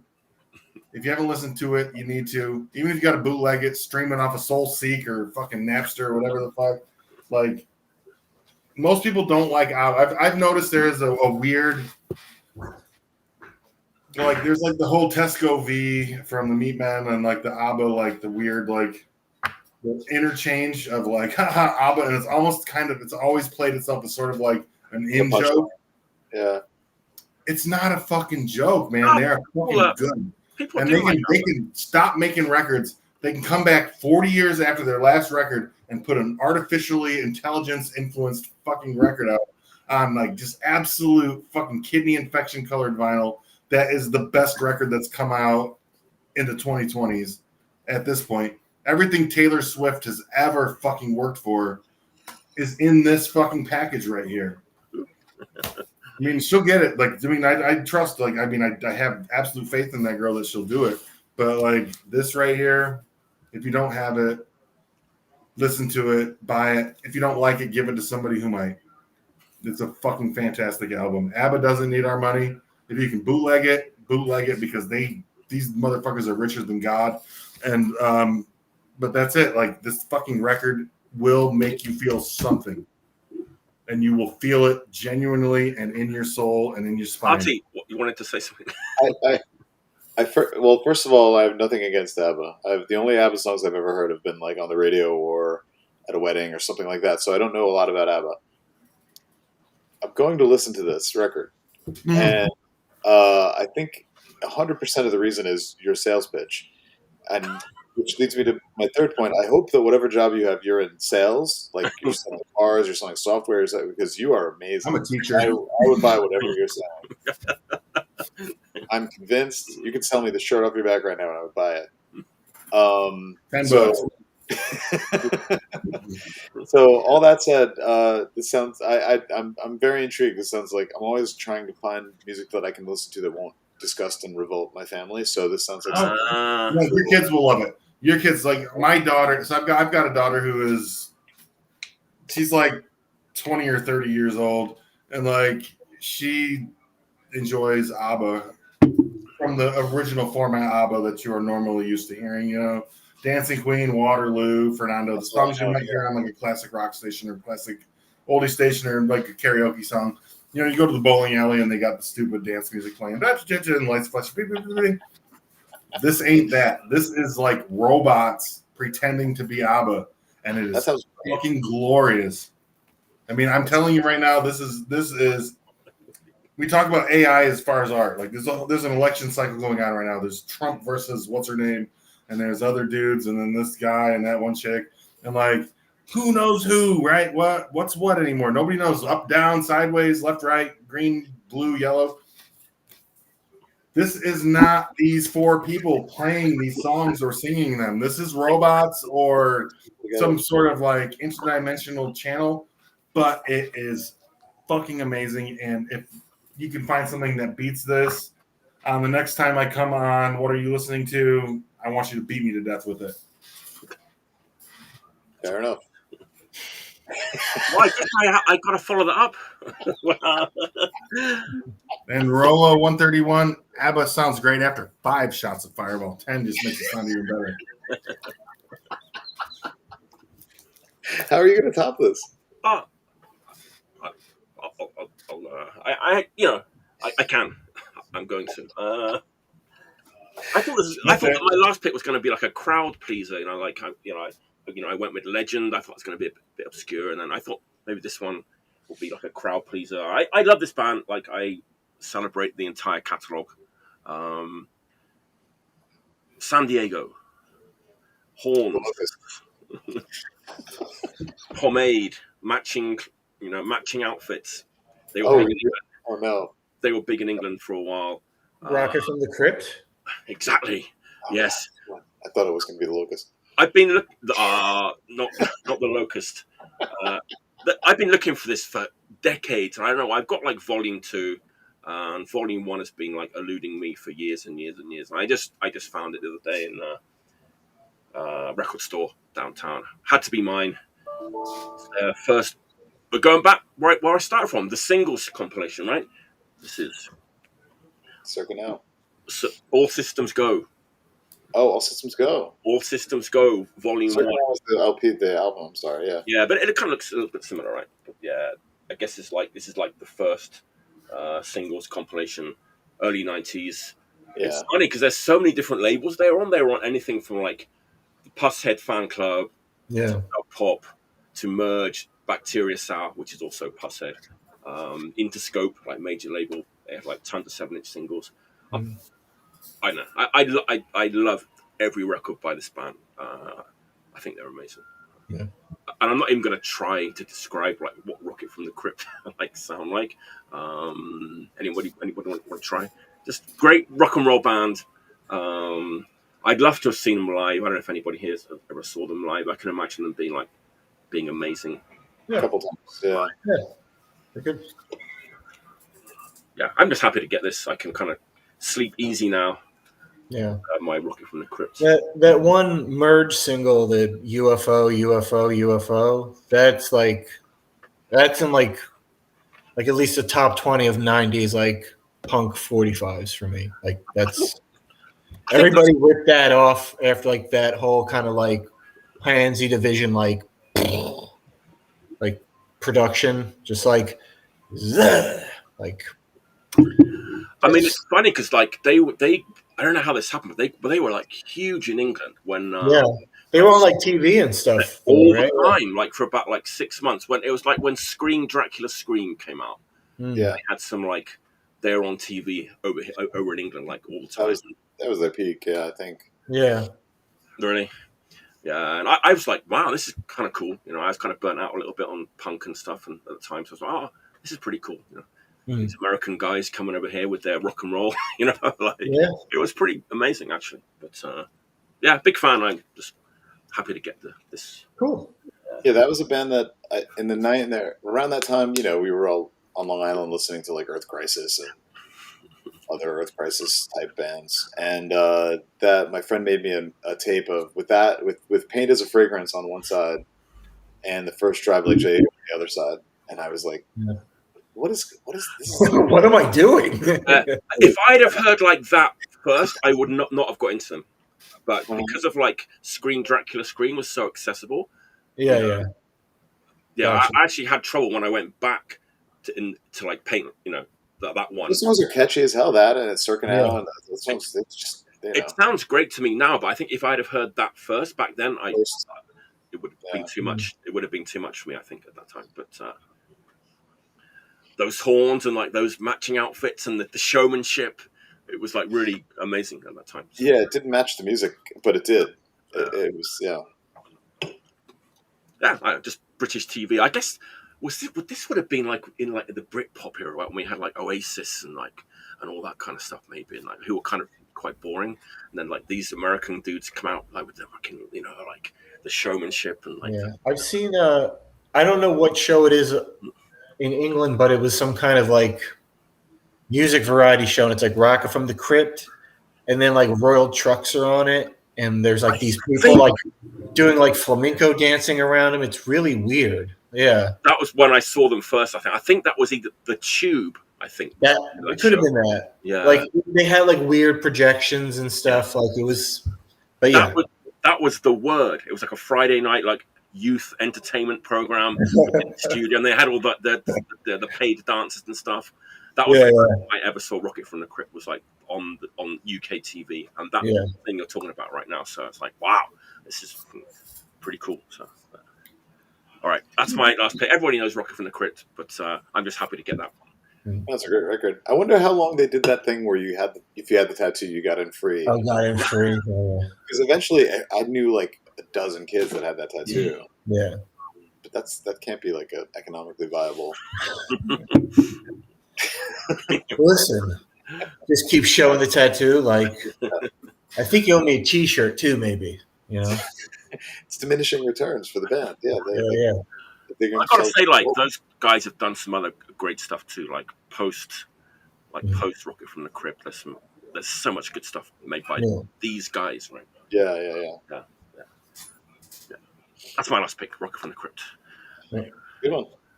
All right. Mine is not as impactful, but I think this is a fucking cool record. I guess the lead up is. Let me think about this.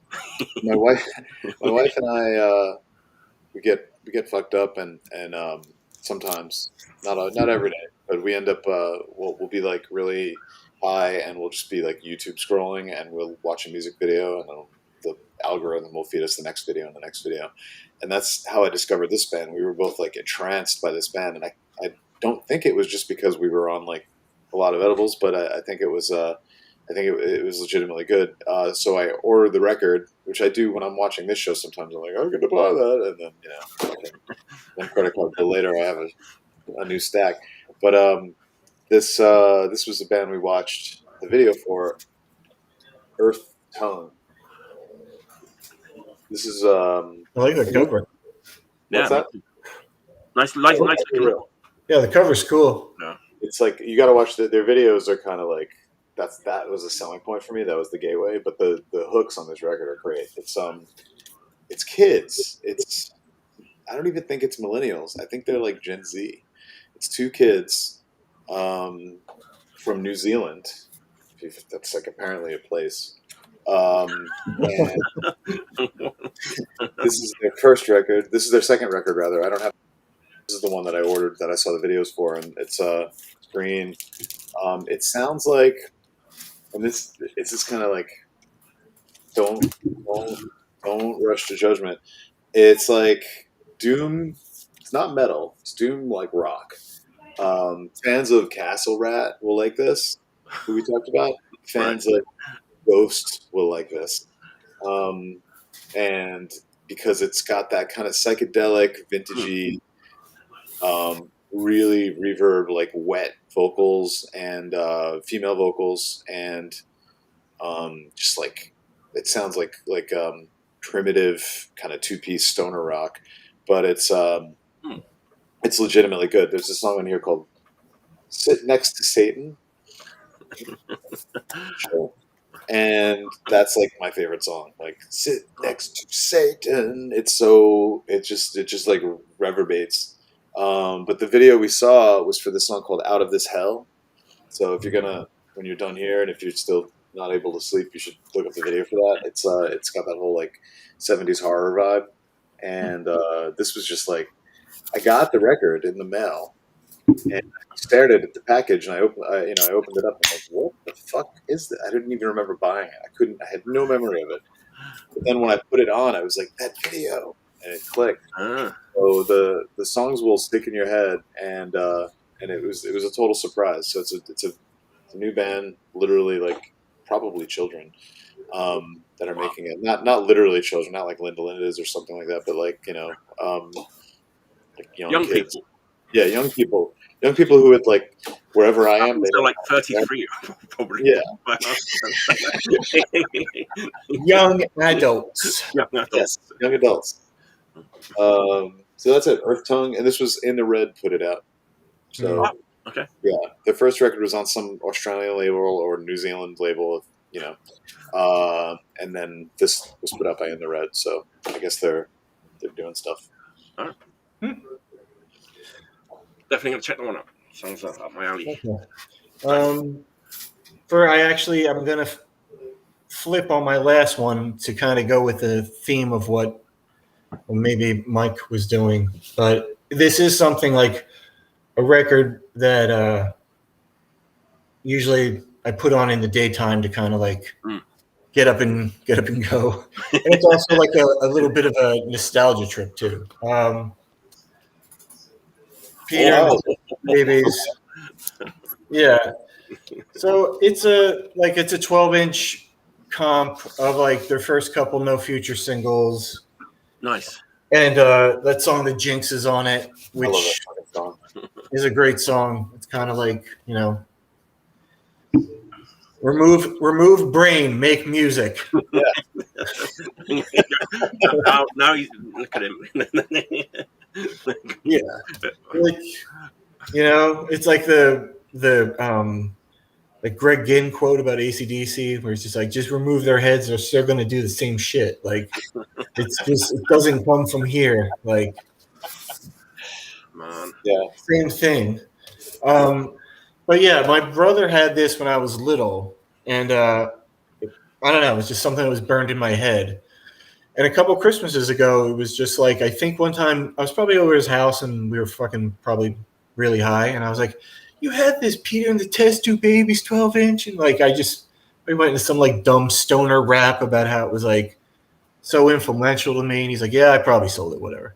And then Christmas came, and he was like, because he works in a record store, whole fucking adult life. So that Christmas, he was like, "Hey, look what I found." He gave it to me, and I was like, "Oh, sweet nostalgia." But I really like this was something as like a young adult. I really connected with the kind of No Future UK 82 thing. Like, I think because like my brother kind of thought it was stupid, which I guess I kind of so I was like, oh, so this is going to be my thing then. So I bought like those Oi comps and this and like the Angels and Dirty Faces comp and, you know.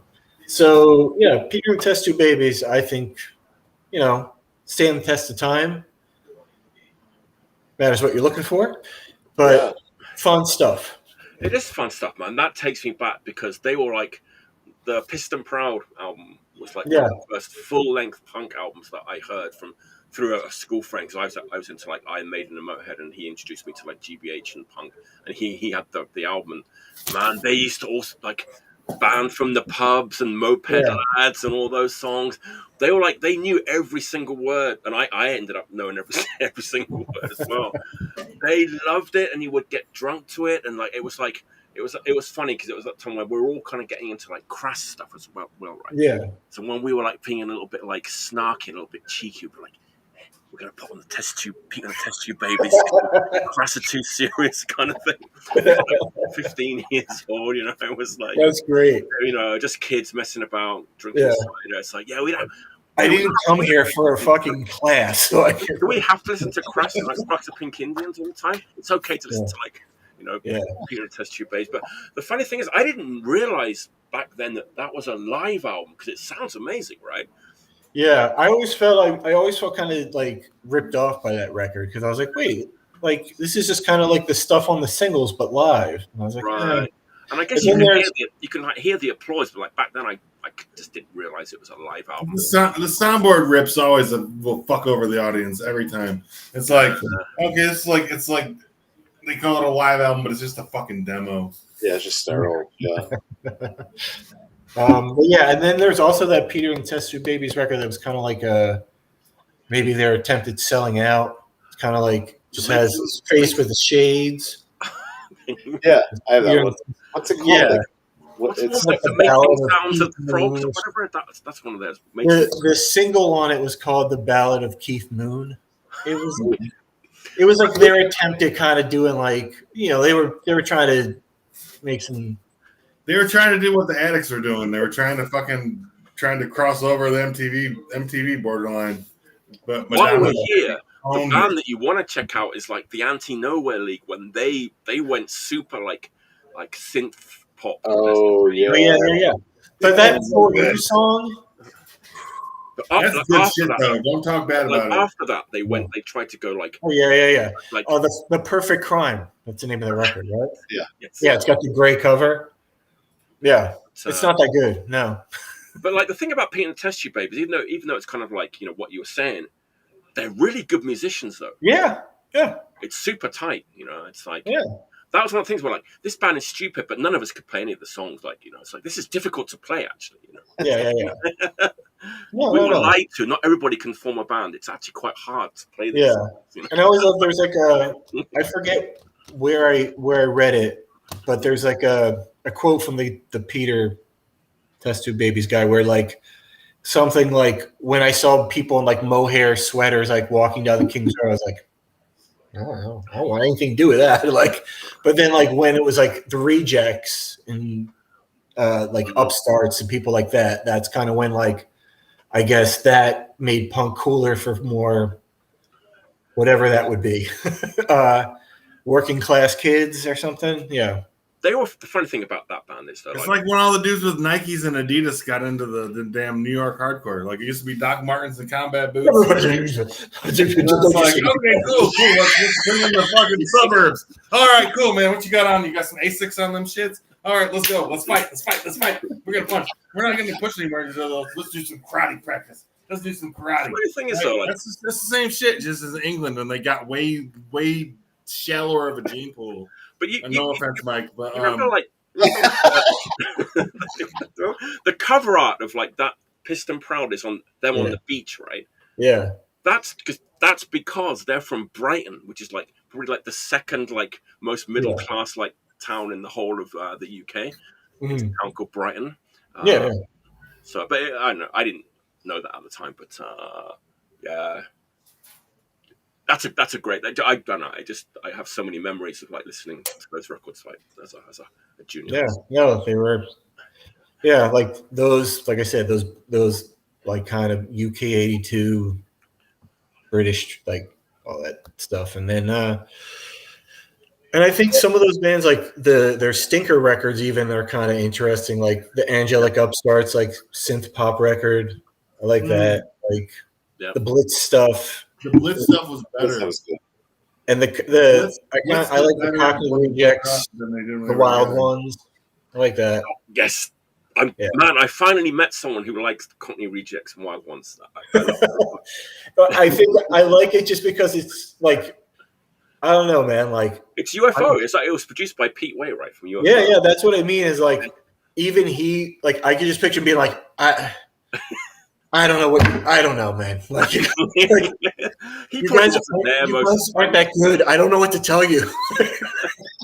I love that record, man. But anyway, I was going to say something about. But it's perfect because it's so dumb again, and it's also like I'm assuming they went in that direction maybe to make a little money, but it's like one of these things where it's like, this is what you thought would like break out? Like you thought this was going to make you money? Like that, The Way of the Rocker, that first song is. I know it's so serious. It's like so like we are. But he's like, I get out of bed and I comb my hair. It's like, what the fuck are you talking about? Like, then like no, my favorite one is the victim of the cheap wine. There's another. Oh yeah, yeah. But the whole thing is, I bought that record when I was like 12, just because I was like, oh, it's British punk. And I was like, what the fuck is this?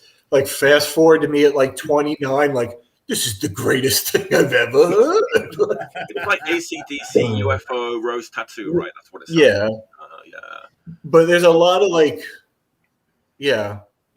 whatever. There's some holes in the music, shall we say? Yeah. They were like punching above their weight. Yeah, exactly. Yeah. But when you see interviews with them now, they say like if they ever mention that kind of veer, they say it was to like distance themselves from like the racist skinheads. Right. But whatever. Maybe it is. I don't know. Like actually, it's funny. So I just literally yesterday it came up on my YouTube feed was a video with like Stinky Turner. And he was saying like his favorite bands even were like UFO and Led Zeppelin and the Kinks, who they're all those guys' favorite because they're older guys, right? So that's like what they. Yeah. So it's not surprising that once they got into like 81, they're like, let's make a record that sounds a bit like UFO. Yeah. They were probably. Yeah, I could picture they were probably tired of it by then. So right. Whatever. Whew, great banter about. Yeah. All right. Michael, it falls upon your shoulders to wrap up the show with your last pick. All right. I've been joking about it for like 2 weeks, and it's legit. Like, so we all know, like, there are multiple generations of like the punk rock movement being generated like in this thing right here. One of the greatest records every one of us has ever listened to. I've been fucking alluding to it. This fucking Milo Goes to College, man. That's a good record. It's good. It's the fucking creation of all things that are not like underground punk. Like if you got Green Day, you owe it to fucking Milo. You got Blink-182, you owe it to Milo. Paramore, The Interrupters, the fucking goddamn Foo Fighters. You owe it to the Descendants, right? Like Milo Goes to College created punk rock. Nirvana would never have been a band that any one of us had ever heard had it not been for this album. This album changed the entire landscape of rock and roll music. It's a crappy album. It's not even that good. And it's like incel anthem after incel anthem. It's like dudes like whining about wanting to control chicks or not getting laid. And like, and it's fucking crazy. Like, I want to be a bear. I'm not a loser. Parents, Tonyage. I'm 16. I'm not a punk. Catalina, suburban home, suburban home, suburban home, Statue of Liberty, Kabuki girl, marriage. You know, like my age, all age, like dance age, like we got wankage, all that, the age. Hope. That song is the incel anthem. Like, I mean, like seriously, like I've been laid like 4 times in my entire life. This song has been like every time I listen to this song, it takes away one of the times I've been laid. Like literally, like listen to Hope, and I'm like, I'm more. It re-virginizes me somehow. Bikeage. Gene is dead, right? Like this is the incel anthem album, but it still created Hot Topic. Like this, 3-row studded belts made in China descended from this album. Okay, and it's a beautiful album. Like I will say, like to listen to it as background music, you cannot do better than that. Like maybe like the first album by the Hives. I can't remember what it's called right offhand.